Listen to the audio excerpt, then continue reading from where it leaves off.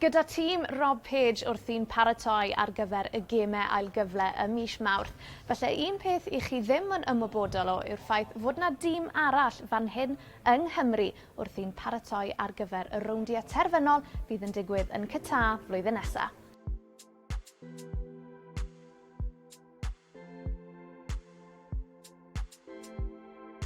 Dan ni yma yng Nghasnewydd yn casglu data uwch-lefel ar yr Nghwpan Arab blwyddyn yma sydd yn cael ei chwarae yn Qatar ac fyddwn ni'n defnyddio'r data dros y byd really, fel bod ni'n gallu esbonio i pawb beth sy'n digwydd yn y gêm mewn lefel uwchan ni wedi bod yn gwneud dros y blynyddoedd diwethaf.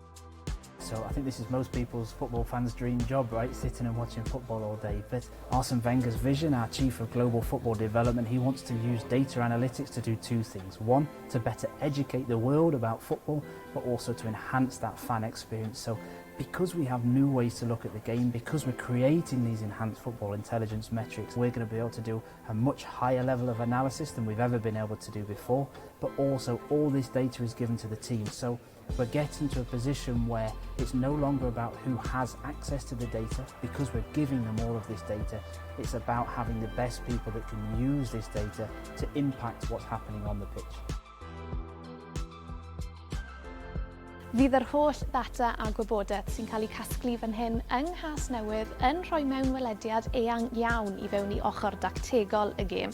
Ond pam fod FIFA wedi dewis wneud hwn i gyd fan hyn yng Nghymru?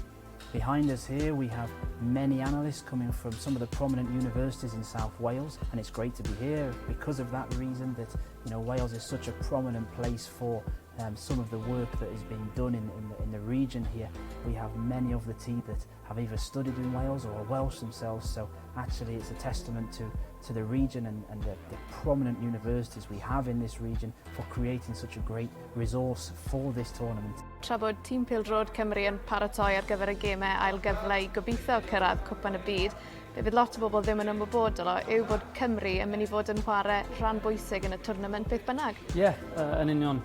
Mae hynna'n neis i Gymru wrth gwrs. Beth bynnag sy'n digwydd yn yr qualification stages olaf cyn gobeithio bod Cymru yn mynd i'r finals yn Qatar obviously, ond ie, beth bynnag bydd yna grŵp o pobl o Gymru yn gweithio ar y twrnament blwyddyn nesaf. I know they're all very excited. We're using this FIFA Arab Cup as a test for the World Cup, and we'll be back here in less than 12 months for the main event.